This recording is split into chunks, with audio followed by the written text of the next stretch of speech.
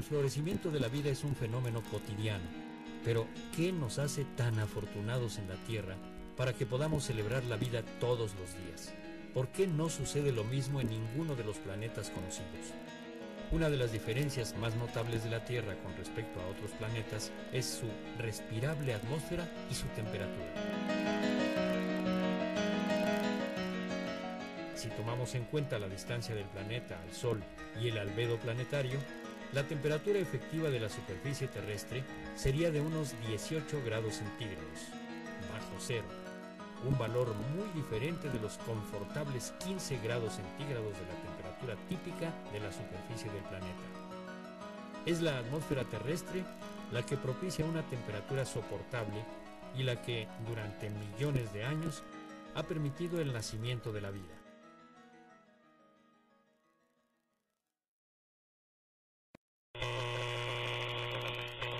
Todos los objetos, al calentarse, emiten radiación electromagnética.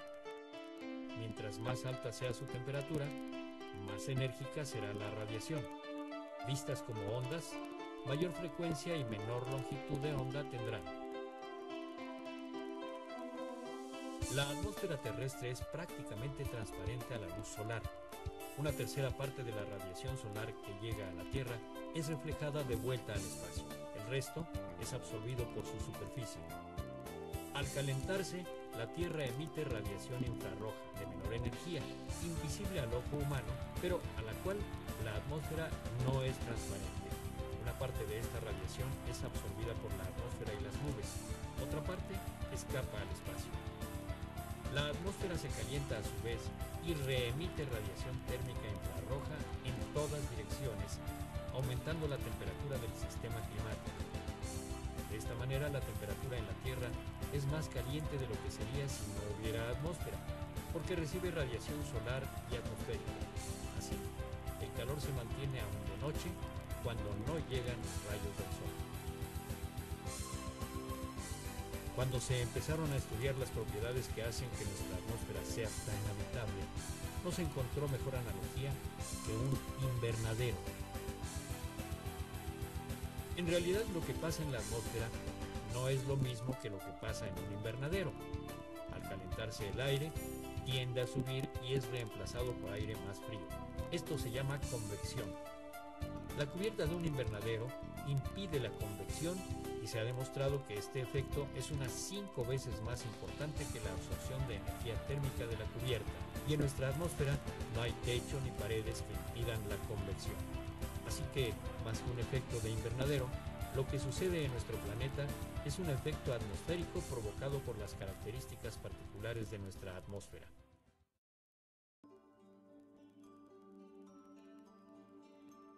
De todos los gases que componen la atmósfera, solo el 1% absorbe la radiación térmica terrestre. Es decir, solo este minúsculo porcentaje es responsable del llamado efecto invernadero, por lo que los gases que lo provocan los llamaremos gases de invernadero. Entre estos, los más importantes son el vapor de agua y el dióxido de carbono. Es claro que en la medida en que estos gases aumenten en nuestra atmósfera, el efecto invernadero aumentará. El caso del ozono es muy interesante por el doble papel que juega. En la troposfera, donde ocurren los eventos atmosféricos más importantes, el ozono es un gas de invernadero, además de que es un contaminante dañino para la salud. En cambio, en la estratosfera, el ozono bloquea la radiación ultravioleta. La contaminación ha provocado que disminuya el ozono estratosférico, que es vital para la salud humana, y se incremente el nocivo ozono troposférico. Otros ejemplos de efecto invernadero planetario los encontramos en nuestros planetas vecinos. Marte tiene una atmósfera muy tenue, insuficiente para mantener una temperatura a niveles aceptables, y además su atmósfera no puede filtrar los letales rayos ultravioleta. Es un ejemplo de efecto invernadero al mínimo. Por otra parte, Venus, con su atmósfera 90 veces más densa que la nuestra, repleta de dióxido de carbono y otros gases venenosos, tiene una temperatura tan alta que la vida es imposible.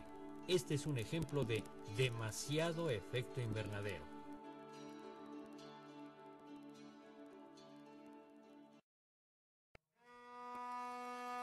En los últimos 400.000 años, las cantidades de dióxido de carbono en nuestra atmósfera han oscilado en periodos de 100.000 años, en correlación directa con los cambios de temperatura, pero siempre se habían mantenido dentro de los mismos límites.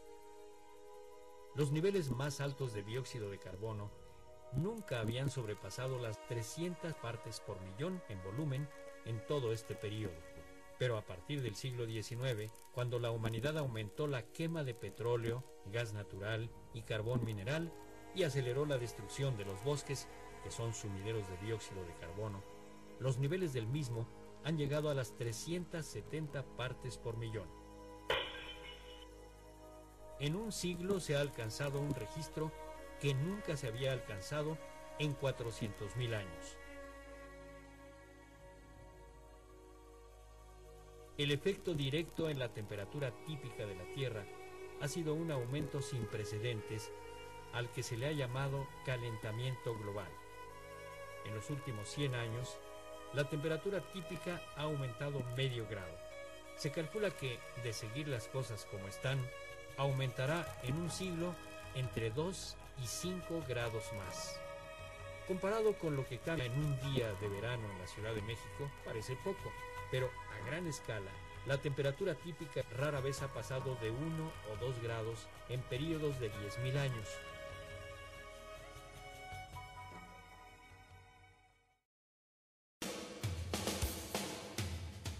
Lo más grave del calentamiento global es la velocidad en que está sucediendo, que como hemos visto no tiene precedentes en la historia del planeta.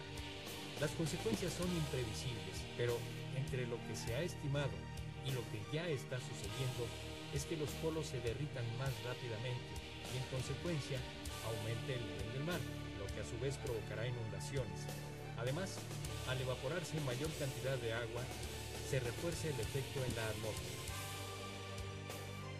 Aún hoy en día, con los numerosos estudios y escenarios que se han desarrollado, no es fácil predecir las consecuencias. El fenómeno no es simple, pero lo que es seguro es que la alteración del clima tendrá consecuencias en la forma de vida en la Tierra.